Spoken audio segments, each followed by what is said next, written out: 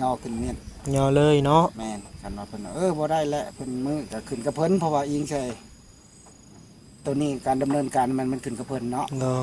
การเพิ่นตัดสินว่าเพิ่นสิว่าย่อมื้อนี้ได้บ่หรือว่ามันแรงบ่หรือว่ามื้ออื่นก็แล้วแต่เพิ่นว่าหน้าบ้านงามพี่น้องเอ้ยรุ่นนี้บ่ให้ว้าวเลยพี่น้องเอ้ยเนาะใส่จักรแล้วเนาะมาบากมาหยังกันเนาะพิลึกเลย ยังว่าบ่ถูกบ่ดีใจจนบอกว่าบ่ถึกเนาะตัวพี่น้องเนาะ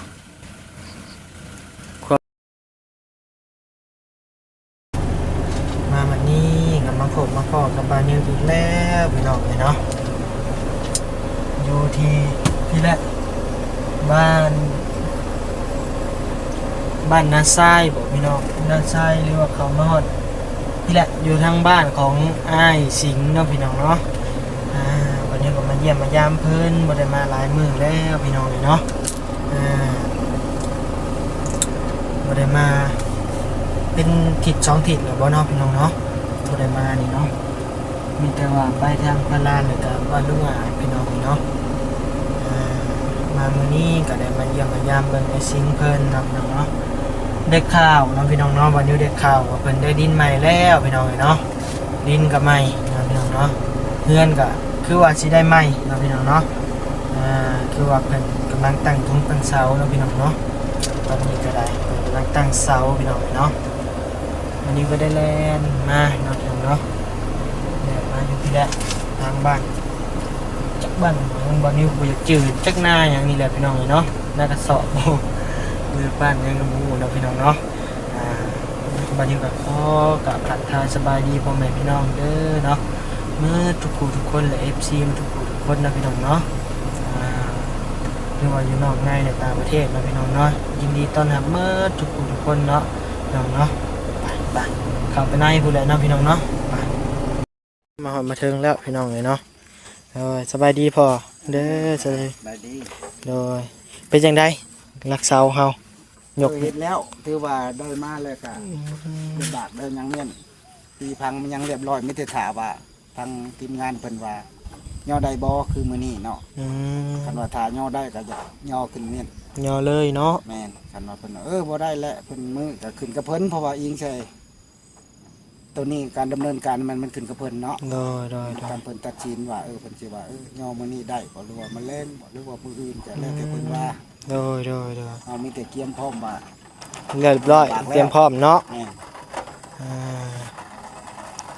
เพิ่นเข้ามาแล้วบ่ทางอ้ายเพิ่นไอ้แซนมาแล้วเพิ่นออกไปกินข้าวมาแต่เช้ามาคนหมู่ก็โทรหาเพิ่นเด้โอ้โดยมาว่ามาทับมาเพียงเด้ทับมันนี่นะทับแล้วก็บ่ได้เพิ่นฮอดโดยลอกกาบอย่างดีเนาะก็ทับวังเช้านี่แล้ว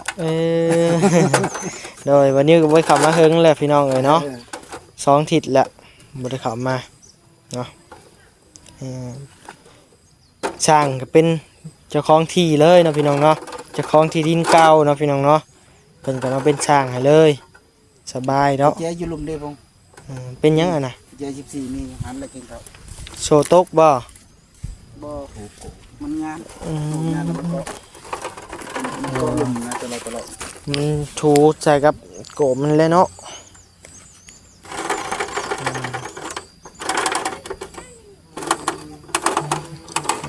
ไปเดี๋ยวเบิ่งรักษาเราพี่น้องเลยเนาะ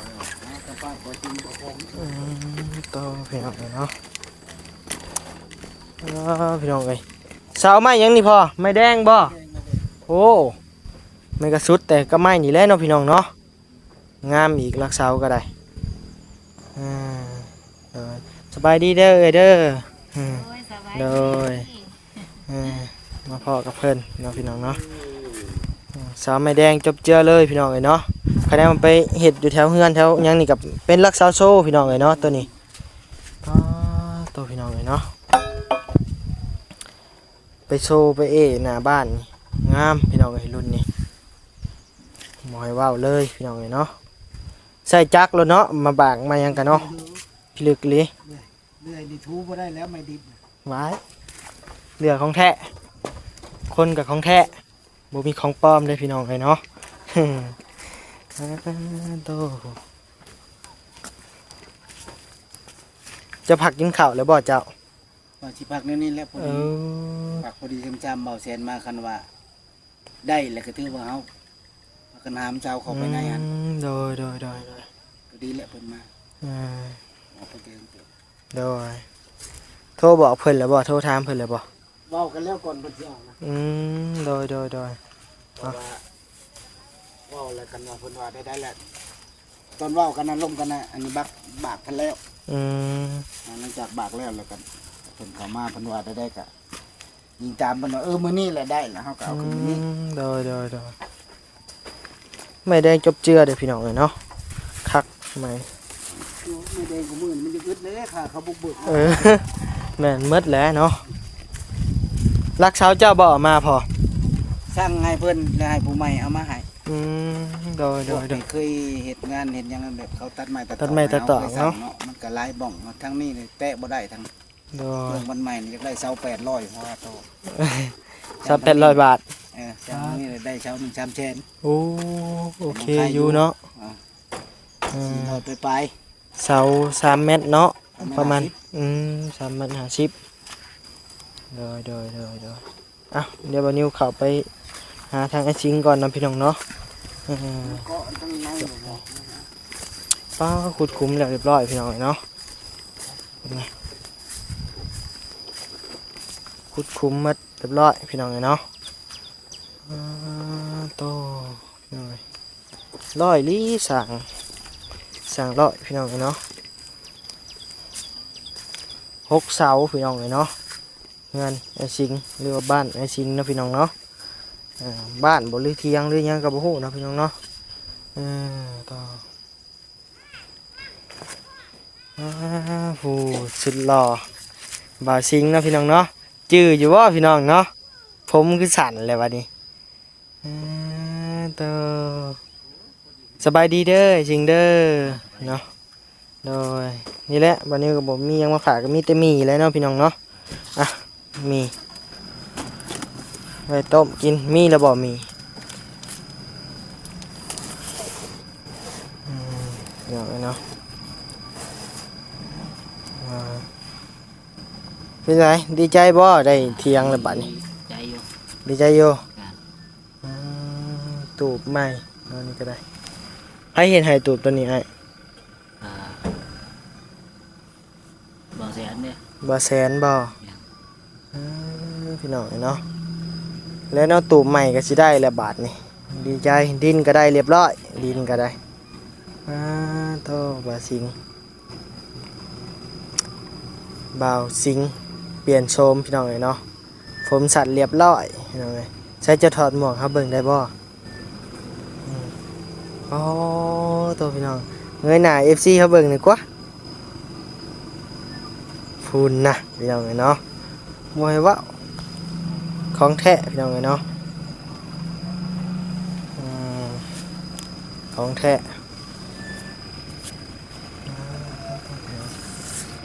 ไปชิงพามาเบิ่งนี่เนี่ยปะไม่จะนี่ตัวกินข้าวกินน้ำแล้วบ่ กินลูกมี กินนกมี ครับ ไปเนาะไม่ยังอันนี้ไอ้ชิงไม่48บ่ ไม่เป็นแปด ฮะไม่ยังอันนี้จะหู้อยู่บ่ บูฮู้เลย บ่ฮู้บ่จักเซนเพิ่นสั่งมาให้เจ้า เอาสอง เจ้า2เซนพี่น้องเนาะ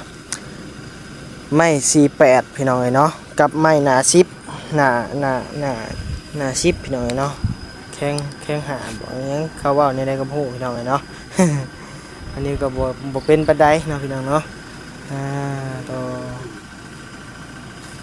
ข้าวเช้ากินลวกมีบ่ข้าวเช้าก็ได้ กินลูกมี ข้าวเพลนเด้ ประเภทนี้ไม่ว่ากิน ยังบ่ทันได้กินระวังเจ็บท้องคือแต่มื้อน่ะได้ เช้าแล้วบ่เจ็บท้องมื้อน่ะ ใช้แง่เนาะ ใช่แล้วบ่ได้เป็นอีกแล้วเนาะพาไปเบิ่งบนอยู่บนนอนใหม่จ้ะเนี่ยวันนี้บ่ได้มาหึงพี่น้องบ่ได้เห็นพี่น้องเนาะ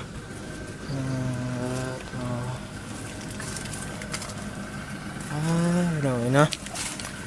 เห็ดชัวข้าวพี่น้องเนาะตัวนี้ อันนี้เบิ่งคลิปเขาไอ้แซนหรือว่าเขาไอ้แอนอยู่เนาะพี่น้องเนาะไปเฮ็ดโซข้าวให้ทางอ้ายเพิ่นอยู่เนาะพี่น้องเนาะแบบนี้ต่อเนาะพอได้พักพอได้เช้า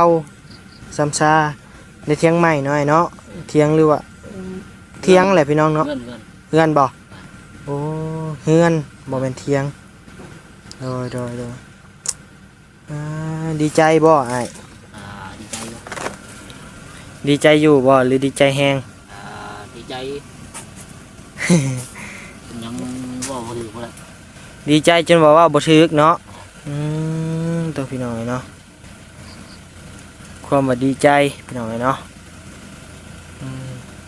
เอายังมาเทียบบ่ได้เนาะที่ว่ามีผู้รักผู้ใหญ่เพิ่นเข้ามาสดมาซอยเฮากะเคยคิดอยู่บ่อ้ายว่าสิมีผู้รักผู้ใหญ่เข้ามาซอยเฮา บ่เคย บ่เคยคิดจักเทื่อแม่นบ่ เคย ถือว่าเฮาอยู่โตลำพังผู้เดียวก็คือว่าสิมีแต่ซำนี้แหละเนาะบ่คิดบ่พันจักเทื่อเลยแม่นบ่โดย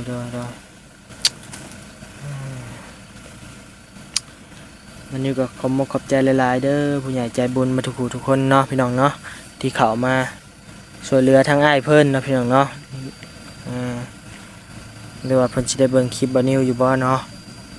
นี่ก็ขอบใจแทนเพิ่นนำเนาะพี่น้องเนาะดีใจนำอ้ายเพิ่นนั่นแหละเนาะดีกว่าไปว่าง่ายๆกับหมุนนอนนะพี่น้องเนาะบ่ได้มีหยังตอนมาเบิ่งตอนแรกเนาะพี่น้องเนาะบ่นิวเข้ามาก็ยังว่าบ่ได้มีหยังหันนะกับเบิ่งในคลิปอ้ายเพิ่นเนาะพี่น้องเนาะก็คือโอ้หลังคาก็บ่มีตอนตูบเก่าเพิ่นน่ะพี่น้องเอ้ยเนาะไปย้อนคลิปเบิ่งเนาะพี่น้องเนาะต่อเขาอ้ายเพิ่นพัก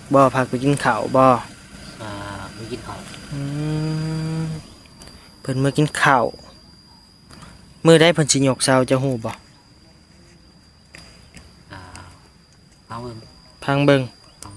งมื้อใดมื้อแรงบ่หรือมื้ออื่น เอามื้อนี้ มื้อนี้มื้อแรงเนาะช่วงแรงๆกินข้าวกินน้ำแล้วเนาะเดี๋ยวบ่าวนิวก็สิถามอัปเดตให้พี่น้องเบิ่งคือกันเนาะพี่น้องเนาะว่าสิมื้อใดเนาะบ่าวนิวก็ยังไปถามทางอ้ายเพิ่นเลยพี่น้องเอ้ยเข้ามาก็บ่พ่อเพิ่นเพราะว่าเพิ่นก็ออกไปกินข้าวกินน้ำเนาะพี่น้องเนาะมากินนี่กับพ่อกับทางเบาแอนพี่น้องเอ้ยแต่ว่าพ่อคนทางบุแหละพี่น้องเอ้ยเนาะวันนี้ก็ได้ปะเอาไปนั่งนอกปะ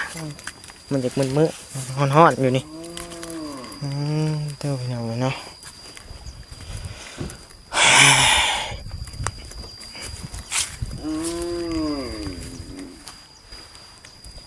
เจ็ดเช้า6เช้าพี่น้องเอ้ยเนาะ7เช้าว่าซั่น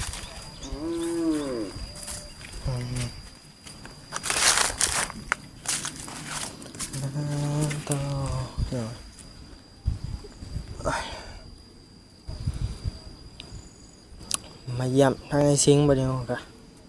บ่ได้มีหยังหลายพี่น้องมีแต่มีอันนี้ก็ได้จะจื้อเฮาอยู่บ่ เห็นหน้าจังบ่จื้อนะ ฮะ เห็นหน้าจังบ่จื้อ เห็นหน้าแต่บ่จื้อชื่อ เห็นหน้าจังว่าจื้อ โอ้เห็นหน้าจังจื้อถ้าบ่เห็นหน้าบ่จื้อเอาแม่นแล้วเนาะพี่น้องบ่เห็นหน้าได้สิฮู้เนาะพี่น้องเนาะเห็นเฮาตอนใดจะเห็นเฮาตูบหลังเก่าบ่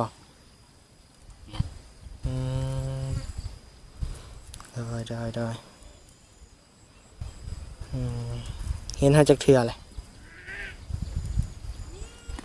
ท้องถึง 2เทื่อเฮามาหาเจ้า3เทื่อเลยเด้มื้อจะนอนมื้อจะเจ็บท้องฮะเอาขนมไข่มาหอยแม่นนั่นน่ะเห็นบ่ขนมไข่มื้อจะนอนมื้อจะเจ็บท้องนะเห็นบ่ขนมไข่หอยในเฮือนน่ะเฮามา3เทื่อนี้แล้วแต่มื้อน่ะจะนอนจะบ่ตื่นนี่นะน้องเนาะจะฮู้บ่ว่าเฮือนนี่เขาสิเฮ็ดจังแม่นฮู้อยู่บ่ บ่ฮู้บ่ถ้าเบิ่งแต่เขาเฮ็ดไปเนาะว่าสิเป็นจังได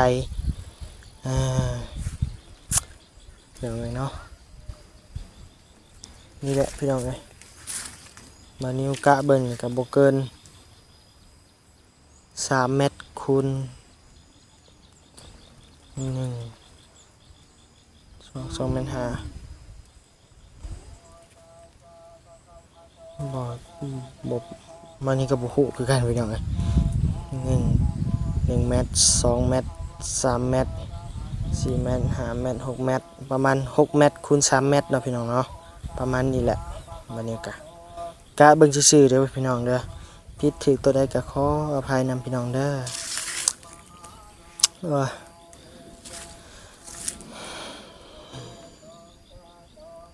คือร้อนพี่น้องบัดนี้เนาะบ่มีลมแต่บ่มีแดด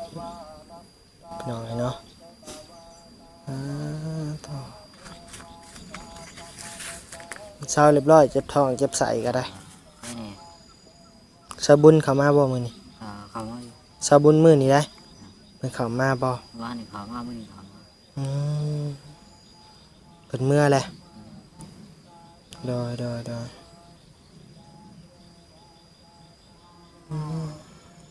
จักคนเข้ามามื้อนี้จื้อบ่ ไม่ได้ก็จื้อ บ่ค่อยจื้อคือว่าเนาะพี่น้องเนาะแล้วก็ว่าคือพี่น้องฮู้แหละเนาะว่าเป็นจังไดเนาะแล้วก็บ่อยากจื้อพี่น้องเนาะมาบัดนี้อ้อยก็ใหญ่เรียบร้อยพี่น้องเนาะบัดนี้มาก็ได้ตอนวันนี้มาช่วงหน้าอ้อยยังบ่ทันใหญ่ซ้ำพี่น้องเนาะ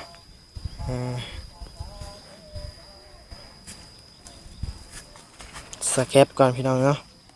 เรียบร้อยมาพี่น้องเนาะบัดนี้คลิปกะเงียบยาวแล้วพี่น้องเนาะวันนี้ก็ชื่อแต่คอโตจบคลิปก่อนนะพี่น้องเนาะคลิปนี้บัดนี้กะขอบใจหลายๆเด้อพ่อแม่พี่น้องเนาะหมดทุกคู่ทุกคนที่เข้ามารับชมคลิปบ่าวนิวจนจบคลิปนะพี่น้องเนาะวันนี้ก็ขอบใจหลายๆเนาะพี่น้องเนาะบัดนี้ก็บ่มีคำสิว่าเนาะพี่น้องเนาะมีแต่คำว่าสบายดีเด้อวันนี้ก็สบายดีและสวัสดีพ่อแม่พี่น้องเมื่อทุกคู่ทุกคนเด้อพี่น้องเด้อ